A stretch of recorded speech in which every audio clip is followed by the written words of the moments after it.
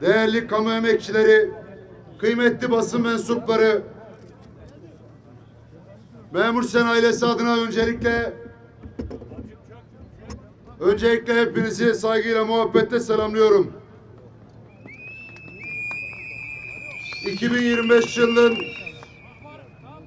2025 yılının ilk günlerinde bir aradayız ve alım gücümüzün aşağı doğru baskılandığı bir süreçte enflasyona ezdirmeyeceğiz sözünü tartıştığımız bir demde bir aradayız. Değerli emekçi arkadaşlarım, basın mensupları, bugün bu durumu haykırmak, sesimizi duyurmak, kamu görevlerine reva görülen 11.54'lük zamma karşı gelirimiz artmıyor, aldığımız yetmiyor diyerek Hazine Maliye Bakanlığı önünde refah payı talebimizi dillendirmek için bir aradayız. Yıllık enflasyon %44.38 olarak gerçekleşti. Hepimiz hissedilen enflasyonun açıklanan enflasyonla uyumsuz olduğunu, ilişkisinin olmadığını biliyor ve yaşıyoruz. Sabit gelirlerin kira, elektrik, doğalgaz, gıda, zorunlu harcamalarından oluşan sepetinin açıklanan enflasyonla uyuşması mümkün değil. Enflasyonu elektrik faturasının ödendiği yere değil, faturayı ödeyene sormak lazım. Yumurta fiyatını reyondaki etikete değil, yumurtayı alan emekçiye sormak lazım. Bir yılda doğalgaz %60, elektrik ve akaryakıt %40, market pazar enflasyonu %100 artmış durumda. Yılbaşından itibaren ekmeğe %25 zam geldi. Kiralar ise %60 yükselecek. Sabit gelirlerin yaşadığı darlığı %44 olarak yorumlamak bu yüzden mümkün değil. Hayatın içinde yaşayan ve bu süreçte birçok zorlukla karşılaşan sabit gelirlerin tamamı ne enflasyon rakamına anlam verebiliyor ne de 11.54 maaş artışını hazmedebiliyor. Bana soruyorlar, başkanım Aralık enflasyonu 1.03 çıktı, ne düşünüyorsunuz diye soruyorlar. Ben de onlara siz ne düşünüyorsanız ben de onu düşünüyorum diyorum. Daha fazla söze gerek yok diye düşünüyorum. Biz 7. dönem toplu sözleşme masasında aslında bugün yaşanacak sıkıntıları öngördük ve defalarca ikaz ettik. Kamu işverenin teklifinin ne piyasayla, ne beklenen enflasyonla, ne de tahmin edilen enflasyonla alakasının olmadığını o zaman ısrarla söyledik. Bu yüzden toplu sözleşme mutabakatsızlıkla sonuçlandı ve imza atmadık. İşverenin de hakemin de kararına şerh düştük. Kamu görevlileri ve emeklileri enflasyona ezilmesin. Maaşları enflasyon farkı değil, masa belirlesin dedik o zaman. Hakemin görevi piyasayı görmek ve gerçeği hissetmek dedik. Hakemin kararı ismiyle uyumlu olsun dedik. Yanlışa dur diyebilsin, haksızlığı gidersin istedik. Maalesef hakem de karar mekanizması gibi değil de noter mekanizması gibi çalıştı o zaman. Duyuyor, görüyor fakat anlamıyor ve algılamıyor, adil bir sonuç üretmiyordu. Kararı ise milyonlarca kamu görevlisini ve ailesini bugün mağdur ediyor. Bu yüzden bugün burada toplu sözleşmede imzamız yok. Reva görülene ise rızamız yok. Refah payı şart diyoruz. Değerli basın mensupları, hakemin kararı 2024'te kamu görevlisi ve emeklisini enflasyona şu an ezdirmiş durumda. 2025'te ezdirecek. Memur Sen olarak 2025'in ilk dönemi için teklif ettiğimiz %15 zam ve toplamda istediğimiz %10 refah payı verilmiş olsaydı tartışma gündeme gelmeyecekti ve kamu görevlileri bugün sesini yükseltmek zorunda kalmayacaktı. Maliye tarafının bürokratları tutturmuşlar bir hayal, onun peşinden gidiyorlar. Neymiş efendim? Zamları az verirsek ve sabit gelirliği baskılarsak enflasyon düşer. Altını çize çize ısrarla söyledik. Enflasyon çok hızlı yükselir fakat çok hızlı düşmez. Bunun yolu bu değil. Maliye Bakanı'na burada bakanlığın önünden ve aynı zamanda kamu işverenine sesleniyorum. Türkiye büyürken, güçlenirken, küresel ölçekte artık çok daha fazla söz sahibiyken küçük hesapların peşine düşmek maliyeye yakışmıyor.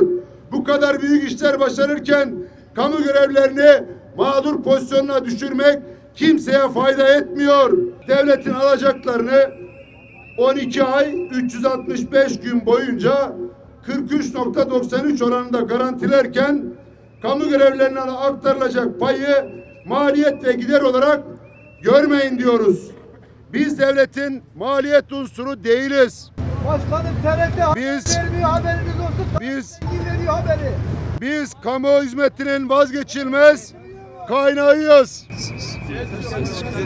TRT'yi kırıyoruz.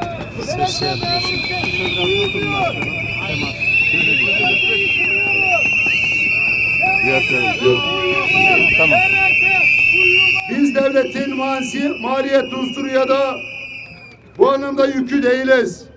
Kamu hizmetinin vazgeçilmez kaynağıyız. Yöneticilerin ve karar alıcıların bu bakış açısına sahip olması gerekir.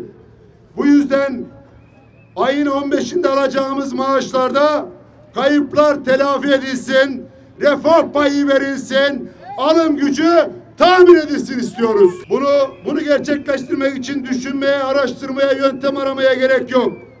7. dönem toplu sözleşme masasında teklif ettiğimiz ilk 6 ay için %15 zamla 2 yıl için teklif ettiğimiz %10 refah payı bu 15 itibariyle maaşlara yansıtılmalı. Bu tartışma bitmeli. Yırtık dikişle kapatılacak durumdayken önlem alınmalıdır. Aksi takdirde zaman kaybettikçe yama yırtığı kapatmaz. Değerli kamu görevlileri, çok kıymetli basın emekçileri. Gelirde adaletin yolu vergide adaletten geçer. Maaşlarımız zaten yeteri kadar artmıyor. Gelir vergisiyle verilen zamlar da elimizden geri alınıyor. Asgari ücret bile bir üst dilime giriyor. Sizce gelir vergisi sistemi bu durumuyla adil mi Allah aşkına? Gelir vergisi sistemi vermenin değil, almanın, adaleti tesis etmenin değil, gelir dağılımını bozmanın aracı. Bu sorunları azaltalım. Sorunlu alanlardan sıyrılalım diye uğraşıyoruz. Sorunu çözmek yerine sorunları büyütmenin, sayısını artırmanın kimseye faydası yok. Gelin vergide adaleti sağlayalım. Kamu görevlilerinin vergi oranlarını %15'e sabitleyin ve aldığımız ufak zamları da bir taraftan geri almanın mekanizmasını boşa çıkaralım. Memur sen ve sendikalarımızla, bağlı sendikalarımızla bir yıllık süreçte Maliye Bakanlığı'nın önüne uygulanmayan, kısıtlanan hükümler için de defaten geldik. Sayın Bakan'a da toplu sözleşme hükümlerimizin engellenmesinin hukuksuz olduğunu, bu hatadan dönülmesi gerektiğini saatlerce anlattık. Bu döneme kadar anayasa ile korunan ve kanun ile güvence altına alınan toplu sözleşme hükümlerimiz hiçbir şekilde engellenmemişti.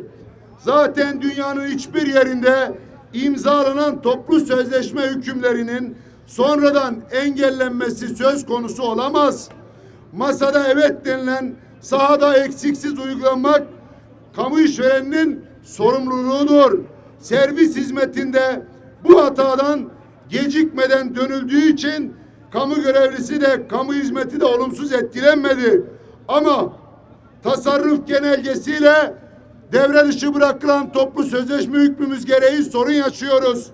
Koruyucu giyim ve fazla çalışma kazanımımız tasarruf kapsamına alınmış durumda. Biz buradan bir kez daha haykırıyoruz. Bu anlamda yanlıştan vazgeçilsin. Tasarruf genelgesinden toplu sözleşme hükmü çıkarılsın. Koruyucu giyim maddesini adil şekilde uygulayan yöneticilere Sayıştay zimmet çıkarıyor. Böyle bir şey olamaz. Devleti gülünç duruma düşürmeyin. Değerli basın mensupları. Toplu sözleşmeyi masada imzaladıktan sonra o hükümler uygulanır. İmzalamayıp hakem kararına gittikten sonra hakemin verdiği karar uygulanır. Onun için bunları uygulamamak arizi bir durumdur. Toplu sözleşmede karar altına alınmış, hakem kararında çıkmış olan hükümlerle ilgili tasarruf genelgesinden bir an önce bu geri çekilmeli ve bu anlamda mağduriyetin önüne geçilmelidir. Bunu buradan ısrarla ifade ediyorum. 8. dönem toplu sözleşme yasanın bu haliyle zor geçer. Bunu buradan söylüyorum. Çünkü 4688 sayılı yasa tamirata, tadilata ihtiyaç duyuyor. Bu yasayla 7 toplu sözleşme süreci yürüttük ve gelinen noktada yasanın yetersizliği ortadadır ve bunu kamu tarafı da biliyor. Sendikalar olarak biz de söylüyoruz. Bunu bildiğimiz için 4688 sayılı Kamu Görevlileri Sendikaları ve Toplu Sözleşme Kanunu bir an önce değişmeli. Masada bunu karar aldık. Beraber çalışıp bir an önce düzeltmek üzere. Onun için kararı askıya almak, rafa koymak, difrize bırakmak doğru değil. Bir an önce bunu çalışmalı ve Ağustos'ta 8. dönem toplu sözleşme var. Ona kalmadan bu tamiratı, tadilatı yapmak ve yasayı adil bir şekilde dönüştürmek gerekiyor. Değerli basın mensupları, kıymetli emekçi arkadaşlarım, buradan son söz olarak bir kez daha haykırıyorum.